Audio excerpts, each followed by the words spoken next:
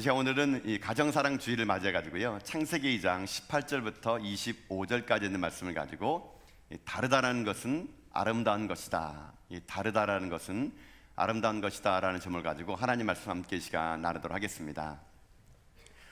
요즘 2030 젊은 세대들에게 이 몇 가지 특징들이 하나 있는데, 그 세대들이 이런 말들이 화제되고 있다 그러더라고요. 어떤 말이냐면은 결혼은 필수가 아니고 선택이다라는 겁니다. 예전 같으면은 결혼이라는 것은 당연히 해야 되는 선택 사항인데요, 요즘 2040 젊은 세대들에게는요, 결혼은 필수가 아니라는 겁니다. 선택할 수 있는 선택 사항으로 그들이 옵션처럼 그렇게 결혼을 여긴다는 것입니다. 그래서 이런 이 풍토가 진짜 그런가 해가지고요, 어떠한 취업 사이트에서 취업하는 이 젊은 세대들에게 이게 그 설문조사를 했다 그럽니다. 질문은 동일합니다. 당신은 결혼이 필수인지 선택인지, 그것을 이제 구분해 달라는 거죠. 결혼이 필수인지 선택인지 가치관에서 물었을 때 여러분 몇 프로의 사람들이 결혼에 대해서 얘기한 줄 아십니까? 자그마치 85.3%는 2030 세대들이요, 결혼은 필수가 아니다 선택이라 그랬다 그럽니다. 그러나 85%, 거의 90% 육박한 이 젊은 세대들에서 결혼은 굳이 안 해도 된다, 결혼은 필수가 아니라 선택이다, 이렇게 얘기했다 그러더라고요. 그 다음에 또 이제 질문했을 때, 그러면 향후에, 그러니까 지금 말고 향후에 당신은 결혼할 의사가 있습니까? 라고 물어보니까 앞으로 그래도 혼인할 의사가 있다고 말하는 사람이 한 69% 나오고요, 자기는 절대 결혼 안 하겠다라는 말이 한 30%가 나온다 그럽니다. 그러니까 이 통계를 보게 되면요, 어떤 일이 생기냐면은 요즘 2030 세대들 중에는요, 3명 중에 2명은 결혼하고 1명은 비혼주의입니다. 비혼주의. 결혼에 대해서 전혀 안 하겠다는 비혼주의라는 것이죠. 여러분, 저는 이 통계를 보면서 참 가슴이 아팠습니다. 요즘 젊은이들이 여러분 포기할 게 얼마나 많습니까? 직장도 포기해, 결혼도 포기해, 출산도 포기해.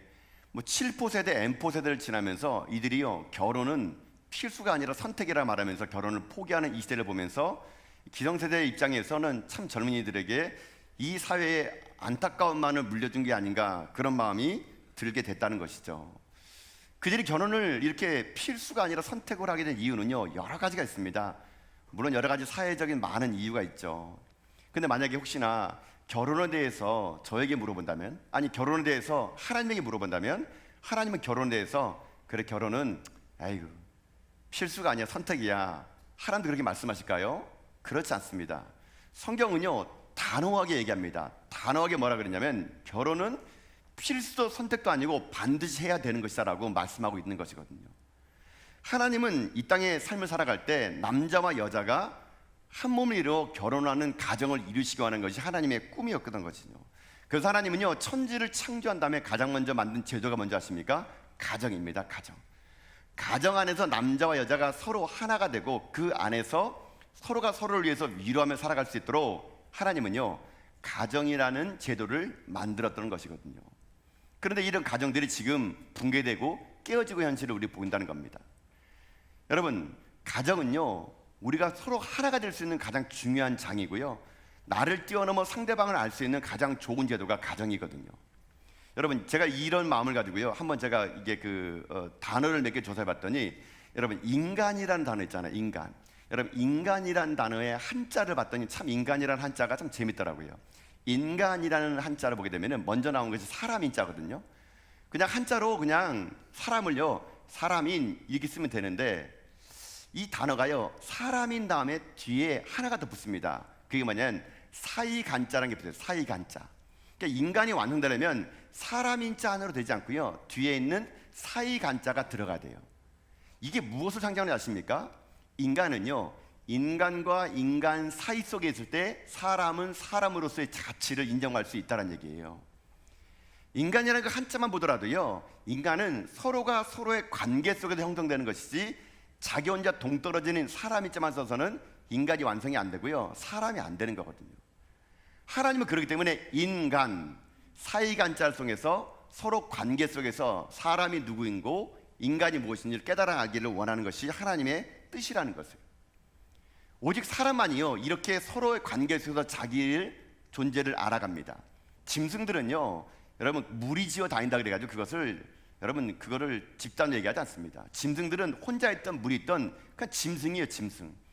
그러나 우리는 짐승이 아니기 때문에 사람이다 보니까 인간, 서로의 관계 속에서 나를 알아가고 상대방을 알아가기 때문에 하나님은 그런 관계를 가정이란 태도를 통해서 서로 알아가게끔 만들어 주신 거라는 것이죠. 그렇기 때문에 오늘 하나님은요, 가정이라는 이 관계 속에서 하나님의 그 나라를요 경험하기를 원하십니다.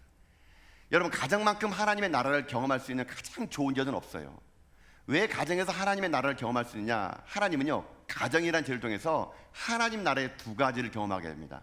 첫 번째는 뭐냐면요, 가정이라는 관계 속에서 하나님의 나라의 첫 번째 아는 게 뭐냐면은 하나님의 사랑을 깨닫게 하는 것이죠. 하나님의 사랑을 어떻게 가정 깨닫느냐?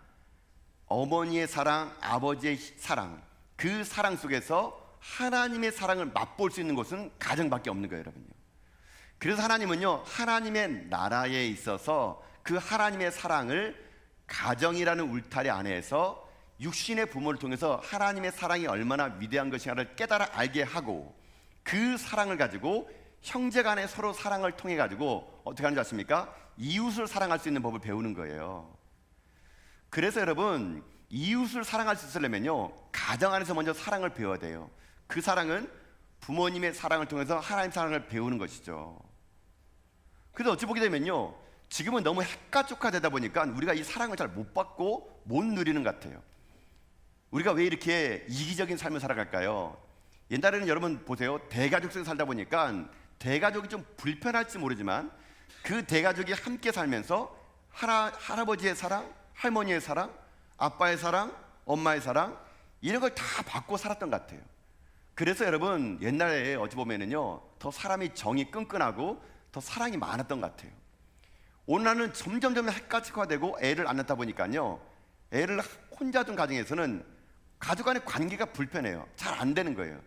그러면 그 아이들이 자기만을 위한 부모들이 살다 보니까 아이들이 이기적인 아이가 되는 겁니다. 나만 아는 아이가 되는 거죠. 하나님 그래서 우리 가운데요, 가정이란 죄를 통해서 하나님의 사랑을 맛보기 위해서 가정이란 관계를 주신 거예요. 또 가정에서 하나님 나라를 알 수 있는 게 두 번째가 뭐냐면요, 그 가정 안에서 첫 번째가 하나님의 사랑이라면 두 번째는요, 예수님의 희생을 배울 수 있도록 하는 것이 가정이라는 것이죠. 가정 안에서 서로 가족원들끼리 희생하는 거예요. 부모가 나를 위해서 희생하고 부모가 나를 위해서 고생하는 걸 보면서, 아, 누군가가 나를 위해서 희생하고 있구나, 그 감사함, 고마움을 배울 수 있는 길이 어디예요? 가정밖에 없는 거거든요. 그래서 하나님의 나라는요, 예수 그리스도의 희생을 가장 잘 알 수 있는 것은 가정밖에 없습니다. 가정 안에서 희생하고 섬기는 삶을 통해서 하나님의 그 놀랍고도 위대한 사랑, 예수 그리스도를 우리에게 넘겨주시기까지 우리를 사랑했던 그 하나님의 그 사랑을요, 우리가 가정 안에서 누릴 수 있게 될 수 있다는 것이거든요. 그래서 하나님은요, 가정이란 제도를 통해서 서로 인간끼리의 관계를 통해서 하나님 나라의 그 사랑의 원리, 또 하나님 나라의 그 희생의 원리, 이거를 배울 수 있는 가장 좋은 것이 가정이기에 하나님은 천지를 창조하신 후에 곧바로 만든 것이 맞아 가정 제도라는 것이죠.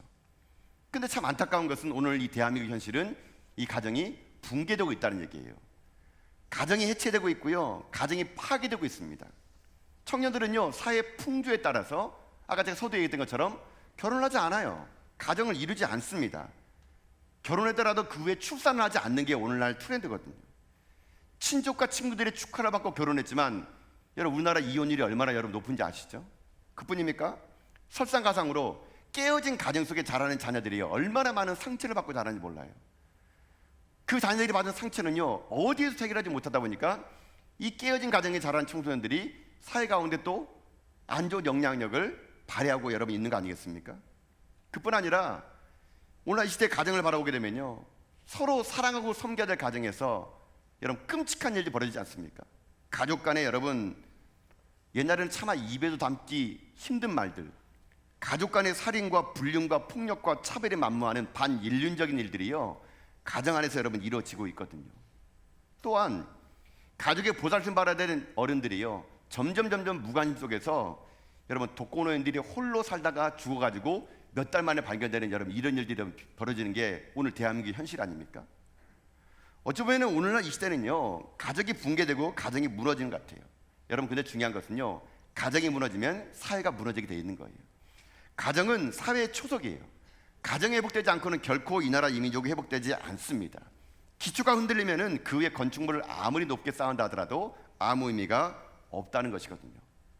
오늘 이 시대는 우리들 가운데요, 가정이 무엇인지 다시 한번 깨닫게 알아가는 거, 이게 중요합니다. 같이 산다고 가족이 아닙니다. 한솥밥 먹는다고 여러분 가족이 아니거든요. 여러분의 가족은 안전하십니까? 여러분의 자녀들은 정말 가정이랑 울타리 안에서 사랑받고 자라고 있습니까? 그래서 오늘 우리가 이 가정의 주를 맞이해가지고요, 그러면 정말로 하나님이 처음에 디자인한 가정이라는 것은 어떤 가정일까?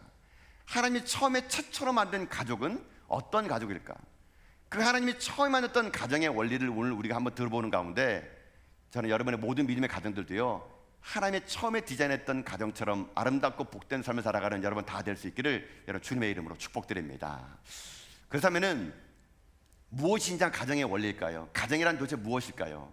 첫 번째, 하나님께서 디자인하는 가정을요, 제가 볼 때는요, 이런 것이 가정의 원리 첫 번째입니다. 첫 번째는 서로 돕는 관계가 돼야 됩니다. 서로 돕는 관계가 되라. 이게 가정의 원리의 첫 번째입니다. 자, 이 말이 무슨 말인지 여러분 말씀을 통해서 보도록 할까요? 여러분 18절 말씀 보세요. 18절요. 자, 18절 말씀 보겠습니다. 함께 읽어볼까요? 시작. 여호와 하나님이 이르시되 사람이 혼자 사는 것이 좋지 아니하니 내가 그를 위하여 돕는 배필을 지으리라 하시니라. 아멘. 자, 하나님이 천지를 창조하셨어요. 하나님 천지를 창조하시면서 하신 말씀이 있습니다. 보시기에 심히 좋았더라. 하나님 모든 것마다 지어놓고는 너무 보기 좋았대요. 그래서 하나님이 딱 하나 보기 싫은 게 있었다 그럽니다. 마음이 불편한 게 있었던 거래요. 그게 뭐냐면요, 아담이 혼자 있는 거예요. 아담이 혼자 있는 것이 보기에 불편했던 모양입니다. 그래서 하나님 어떻게 하느냐, 아담을 위해서 돕는 배필을 마련해 주시겠다고 합니다. 돕는 배필이 누구일까요? 바로 여자죠. 자, 근데 여기서 돕는 배필이라는 말을 들었을 때 우리는 지금까지 그저 이렇게 봤습니다. 그래, 여자는 남자의 돕는 배필이야. 여러분 그렇게 마음을 가져서 여자는 약간 열등한 존재를 알게 되는데요, 여러분 그렇지 않습니다. 이 돕는 배필은요, 서로 돕는 배필이지 한쪽이 일방적으로만 돕는 배필이 아니에요. 그걸 어떻게 알 수 있냐면요, 돕는 배필이란 이 단어의 원어를 보면은 알 수 있게 됩니다. 돕는 배필은요, 합성어예요. 히브리 말로 돕는 배필이 뭐냐면요, 에제르 케네그도라는 말을 씁니다. 에제르 케네그도라는 말을 써요. 에제르라는 말이 뭐냐면요, 도와준다라는 말입니다. 이 에제르란 말의 도와줌은요, 동등한 관계에서 도와주는 것이지 열등한 관계 도와주는 게 아니에요. 에제르, 도와준다라는 말이에요. 근데 뒤에 배피란 말이 중요합니다. 배피란 말의 히브리 말이 케네그도라는 말을 씁니다. 케네그도. 이 케네그도라는 말이 뭔가를 살펴봤더니요, 케네그도라는 말은, 배필은 이런 말이래요. 그와 마주보고 서 있는 것 같다. 이게 배필이라고 합니다. 케네그도, 서로 얼굴을 마주보고 서 있다, 이런 뜻이에요. 근데 참 재미있는 건 뭐냐면요, 에제르라는 이 돕다라는 이 말은요, 남성형 명사로 끝납니다. 결국 이 원어를 가지고만 해석하면은 에제르 케네그도라는 말은 뭐냐면요, 서로 돕는 관계인데 어떤 관계냐? 동등한 위치에서 서로 돕다라는 그런 뜻이에요. 결국 가정의 첫 번째 키워드는 뭐냐면요, 여자는 무조건 남자에게 굴복당하고 여자는 남자에게 말들어야 되고 남자는 그저 무조건 시켜먹기만 하고 그런 관계가 아니고요, 정말 가정의 첫 번째 키워드는 서로 돕는 관계. 이게 바로 성경적인 가정의 제1 원리라고 될 수 있는 겁니다. 여러분 그래서 보세요, 저는 이 말이 참 맞는 게 뭐냐면요, 하나님이 동등한 관계에서 서로 도와주라고 하기 위해서, 여러분 하나님이 여자를 만들 때 남자의 어디를 가지고 만들었습니까? 갈비뼈를 가지고 만들어요. 갈비뼈요. 저는 이 갈비뼈를 만든 게 너무 멋있는 것 같아요.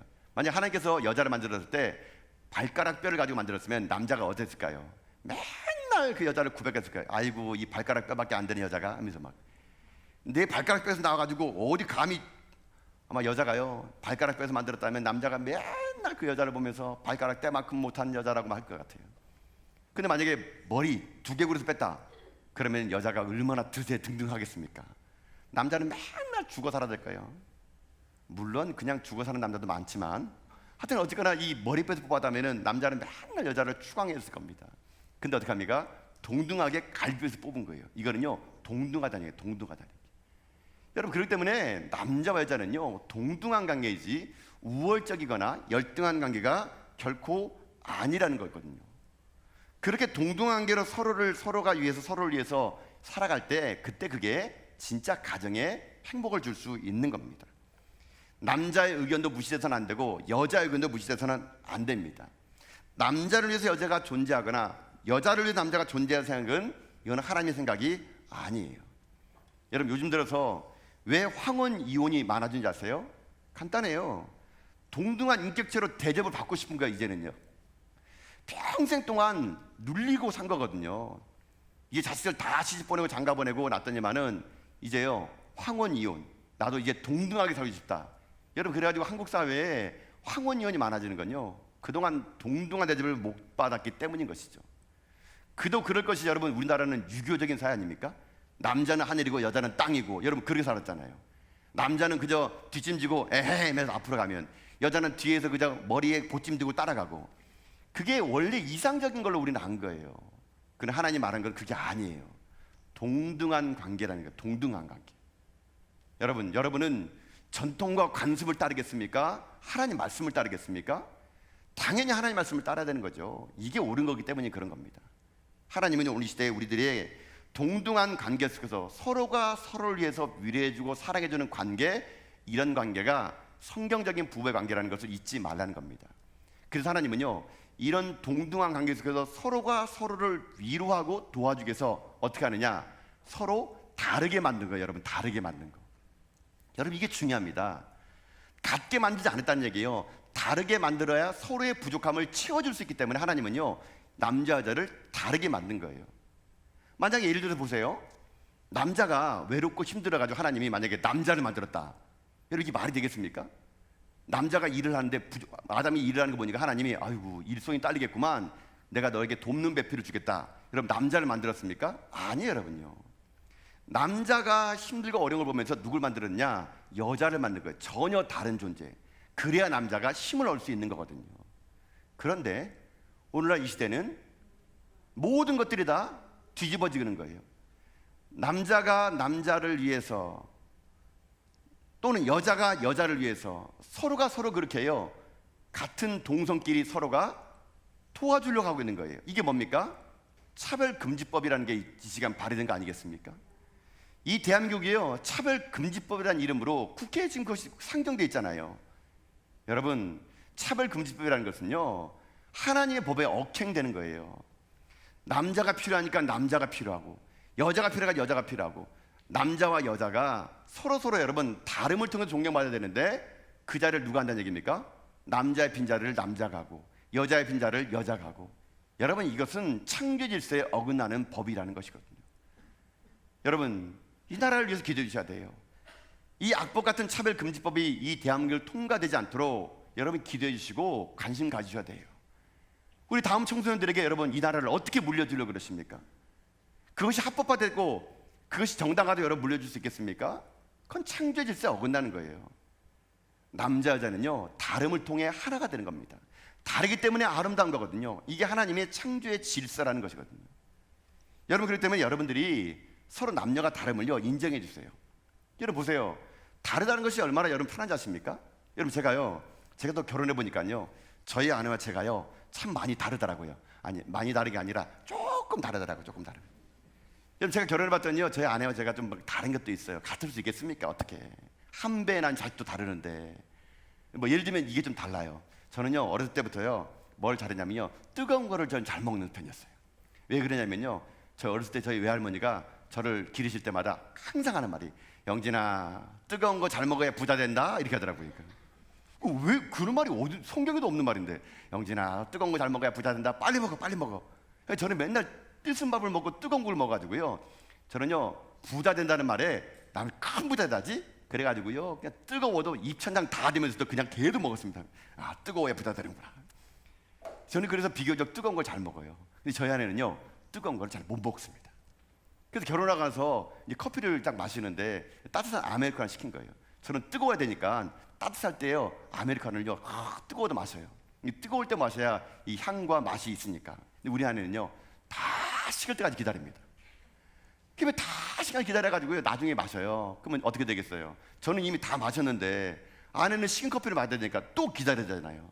처음에는 커피 한 잔 가지고 당신은 커피는 마실 줄 모른다, 커피는 뜨거울 때 먹어야 된다, 다른 것 때문에 막 우리 아내는 난 뜨거운 거 못 먹는다 그랬지 않냐, 왜 뜨거운 거 시켜줬냐, 막 그래가지고 뭐 커피 시켜놓고 그냥 뭐 한국 전쟁 날 뻔했어요, 여러분요.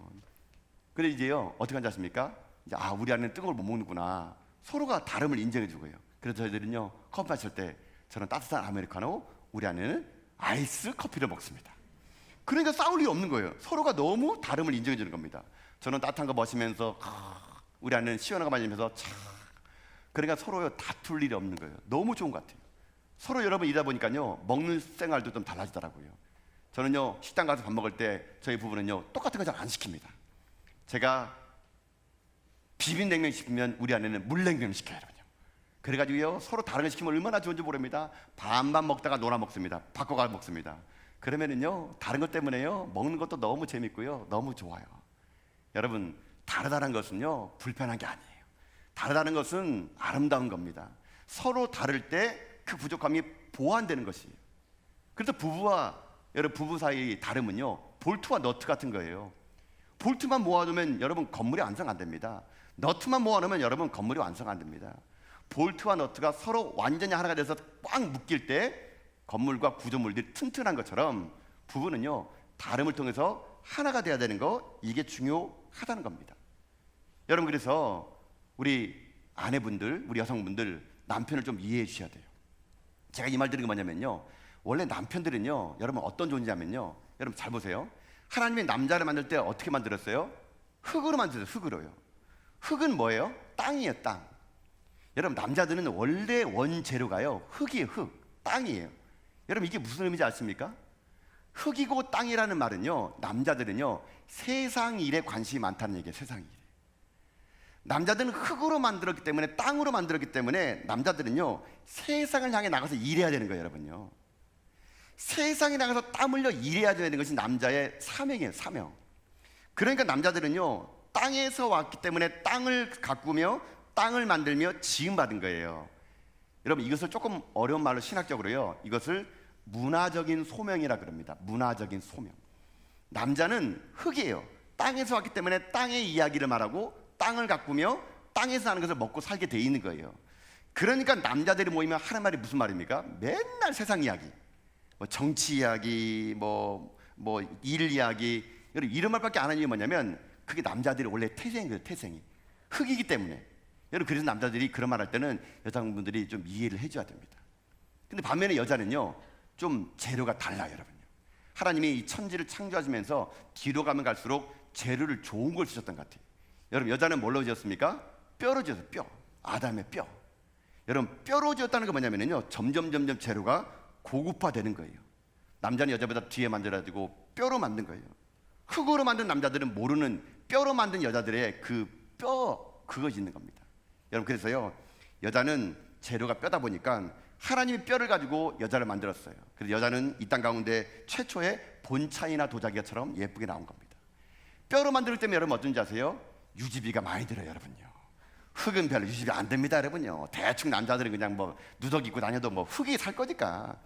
근데 여자는 뼈는요 유지비가 많이 들어요. 뭐 바르고 막 입고 막 해야 돼요. 그러니까. 근데 여러분 남자들 여자는 뼈니까 좀 유지비 많이 드니까요. 여러분 뭐라고 탓하지 마세요. 그래 여자들이 사우나 가면 좋아하잖아요. 뜨거운 물에 푹 당기면 여자들이 막 뼈에서 그래, 뼈에서. 뼈에는 뜨거운 물에 들어가면 좋은 거예요. 이처럼 다르다 보니까 너무 다른 게 많거든요. 이걸 인정해줘야 되는데 특별히 이런 것도 있습니다. 남자는요 하나님이 천지를 창조한 다음에 아담에게 이 세상을 다스리라 그랬어요. 아담이 창조돼 봤네요. 이 세상을 본 거예요. 하나님이 지으신 천지를 본 겁니다. 그 남자들은요 시각이 발달되어 있어요. 그 말은 시각이 약하다는 얘기예요. 하나님이 지으신 자연동산을 바라보면서 꽃향기를 맡습니다. 후각이 약해요. 남자들은 그래서 냄새와 후각에 더 예민한 것이 남자들의 특징이에요. 반면 여자들은 뭐에 약한지 아십니까? 뭐가 발달되는지 아세요? 여자들은요 촉각과 청각이 발달되어 있어요. 그걸 어떻게 할 수 있냐면 하나님이 하와를 지은 다음에 하나님이 하와를 탁 손잡고 아담에게 데려갑니다. 그때 아담이 하는 말, 이는 뼈 중에 뼈요 살 중에 살이다. 하나님의 그 촉감과 남자의 그 청각적인 말, 여러분 이 말 들으면요 여자들이 그것을 감동하거든요. 그 남자들과 여자들이 시각과 후각이 좀 다르고 청각과 촉각이 좀 달라요. 이걸 인정해 주고요 우리 남편분들, 아내분들에게요 사랑한다는 말을 해주셔야 돼요. 여자들은 청각이 약하기 때문에 그 말을 들을 때 제일 행복한 거예요. 그럼 많은 남성분들이 얘기합니다. 꼭 말해야 하나 말해야 합니다. 우리 아내들은 점쟁이가 아니거든요. 근데 제가 이제 울산 땅에 와봤더니 우리 이제 경상도에 계신 분들은 잘 표현을 못 하신다 그러더라고요. 근데 제가 표현을 못 하는 게 아니라 마음은 정말 따뜻하더라고요. 제가 만나보면은 마음은 정말 따뜻한데 어떻게 말을 할지 이게 모르는 그런 분들이 참 많더라고요. 그 실제로 뭐 그런 이야기 있더라고요. 어떤 묵직한 분이, 정말 묵직한 분이, 망부석 같은 분이 아내랑 결혼을 살았는데 아내가한테 평생 한 번도 사랑해 고맙다는 말을 못 해본 모양입니다. 그러다가 이 아내가 나중에 나이 먹어가지고 무슨 이상한 병에 걸려가지고 시름시름 앓고요. 이거 죽게 생긴 거예요. 연락이 왔네요. 병원에 응급실에 입원했다고. 의사가 얘기합니다. 아, 힘들 것 같다고. 아내가 이제 힘들 것 같다 그래가지고 아내가 이제 거의 누워서 사경을 헤매는데 이 남편이 그제서야 그 아내 손잡고 얘기합니다. 여보 미안해. 여보 고마워. 내가 당신 얼마나 사랑한지 알아. 나 당신 없이 못 살아. 여보 제발 힘을 내. 아내가 거의 죽어가고 있는데 남편이요 그 아내 손잡고 울면서 사랑한다 고맙다 여보 힘내 일어나 당신 없으면 안 돼 이런 말 하니까요 갑자기 그 시름시름 나타나니까 그 남자의 말을 듣고 벌떡 깨어났던 거 아니겠습니까? 그래 뭐라는 줄 아세요? 그걸 왜 이제 얘기하는데 이렇게 했다 그럽니다. 그리고 죽었대요. 예. 여러분 죽기 직전에 하시겠습니까? 여러분 오늘 가서 하세요. 제가 볼 때는요 우리 남편분들이 말을 조금만 더 부드럽게 하면 여자들이 얼마나 좋은지 모릅니다. 근데 이게 잘 안 되나 봐요. 습관 안 돼가지고.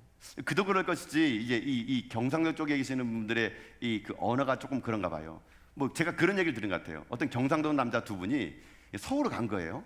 서울에 가서 지하철을 타고 있는데 약간 경상도 계신 분들은 이게 말이 좀 이렇게 억양 좀 높은 분들 있지 않습니까? 막 둘이 지하철 안에서 경상도 남자 두 명이 막 주거니 받거니 얘기하는데 정말 재미난 것은 그 서울에 있는 그 여대생들이 그 이야기를 듣고 이렇게 얘기합니다. 일본 사람인가? 이렇게 다 그럽니다. 일본 사람인가? 해가지고. 그러니까 한쪽에는 여대생은 일본 사람이야. 옆에서는 아니야. 얼굴 봐. 한국 사람이야. 아니 일본 사람이야. 한국 사람이야. 둘이 막 싸워가지고요. 그러면 일본 사람인가 한국 사람인가 한번 얘기해보자 그럽니다. 그래가지고 이 막 경상도 남자 두 명이 막 얘기하는데 한 여자가 얘기하는 겁니다. 저 조금만 조용해 주시겠어요? 이렇게 했다 그럽니다. 그러니까 그 말 들은 경상도 남자가 이렇게 얘기합니다. 이게 다 니끼가 이렇게 했다 그럽니다. 여러분 이기가 니끼가 이렇게 얘기합니다. 그러니까 여러분 그 말 다음에 더 웃긴 말을 뭔지 아세요? 여자생이 얘기합니다. 거봐 일본 사람 맞잖아 이렇게 했다 그럽니다. 여러분 우리의 표현이 서툴더라도 여러분 아내들을 위해서 남편들은요 한번 손잡아 주시는 촉각, 사랑한다고 고백하는 이 청각을 여러분 들어줄 때 부부는요 회복될 수 있습니다. 오늘 집에 가시면 아내 손을 꼭 잡아주세요. 그리고 고맙다고 사랑한다고 말해주세요. 그 말이 조금 잘 안 나오면은요 그냥 손 꼭 잡아주고 그냥 노래 불러주세요. 젖은 손이 애처로워 살며시. 그럼 오늘 저녁 반찬이 달라질 줄 믿습니다. 예. 여러분 부부라는 건요 서로 도와 사랑합니다. 서로가 서로 다름을 인정해주고 그 다름이 아름다울 때 부부는요 회복되는 걸 잊지 마시면서 우리 모든 전화교회 공동체에 있는 믿음의 가정들이 서로 다름을 인정하고 그 다름의 아름다움을 통해서 아름다운 가정을 이뤄나가는 여러분 다 될 수 있기를 여러분 주님의 이름으로 축복합니다. 자 그러면 두 번째가 있어요. 두 번째는 제가 발견한 게 뭐냐면요 두 번째는 하나님의 창조한 가정의 첫 번째 원리가 서로 도와주는 관계라면 두 번째 원리는요 제가 볼 때는 뭐냐면요 두 번째 원리는 서로 용납하는 관계가 됐다는 겁니다. 서로 용납하는 관계가 되라라는 거예요. 자, 서로 용납하는 관계가 되라. 이게 무슨 말일까? 자, 말씀으로 돌아가 봅시다. 여러분 24절, 25절 말씀 보세요. 자, 한번 읽어보겠습니다. 읽습니다. 시작. 이러므로 남자가 부모를 떠나 그의 아내와 합하여 둘이 한 몸을 이룰지로다. 아담과 그의 아내 두 사람이 벌거벗었으나 부끄러워하지 아니하니라. 아멘. 자, 제가 볼 때 가정의 두 번째 원리는 뭐냐면요 서로 용납하는 관계인데요. 여러분 이 말씀 25절 보면 참 재미있는 말씀 나오죠. 거기 보니까 두 사람이 벌거벗었으나 부끄러워하지 아니했대요. 여러분 이 말이 무슨 말일까요?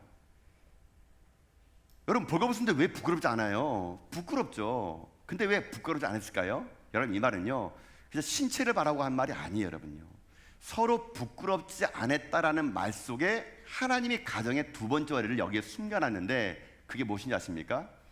나의 치부가 드러나도록 이 사람이 내가 부끄럽지 않는 것은 그 사람이 나의 치부를 덮어주고 용납해 준다는 얘기예요. 여러분요 벌거벗으나 부끄러지 않는 것은 뭐냐면 내 삶 속에 약함이 있고 연약함이 있지만 이 사람이 그것을요 받아들여주고 용납하니 내가 그 사람의 부끄러움을 보이더라도 그게 수치가 안 된다는 그런 말이 여기에 담겨져 있는 진짜 뜻이거든요, 여러분요.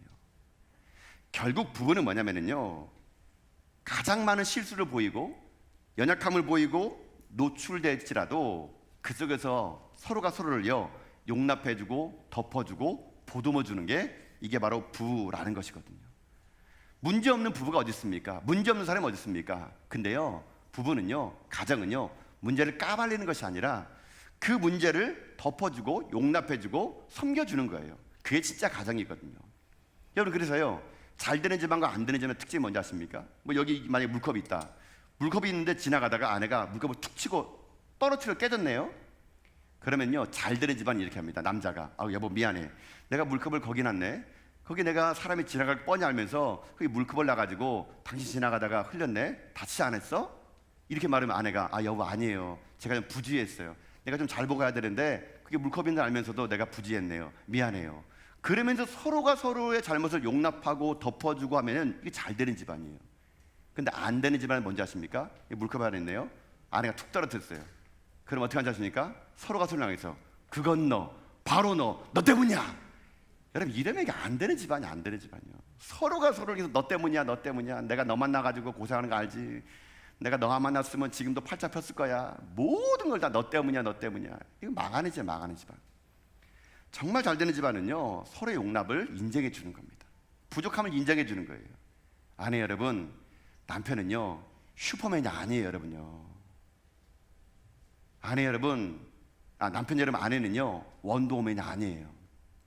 특별히 부모님들, 우리 자녀들은요 아직 불완전해요, 여러분요. 여러분의 자녀들의 불완전과 부족함을 덮어주는 부모가 여러분 진짜 부모거든요.